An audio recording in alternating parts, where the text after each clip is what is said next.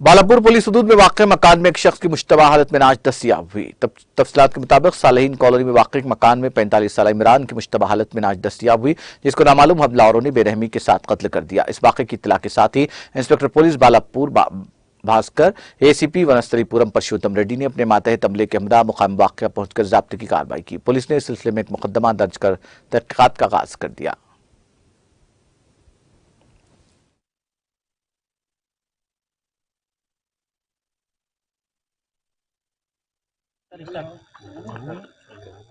Ready है सब लोग बोलना। रेडी।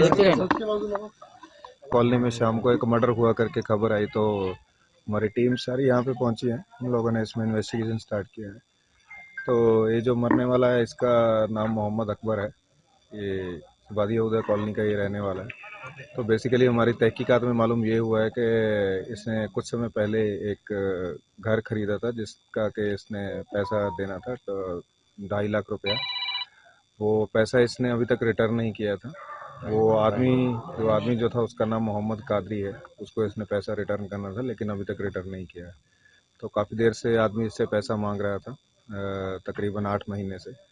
अभी 1 महीना पहले इसने जो घर खरीदा था, ये घर भी इसने किसी दूसरी पार्टी को बेच दिया, लेकिन बेचने के बाद भी पैसा रिटर्न नहीं कर रहा था। तो उस वजह से शाम को जो मोहम्मद कादरी है इसके घर में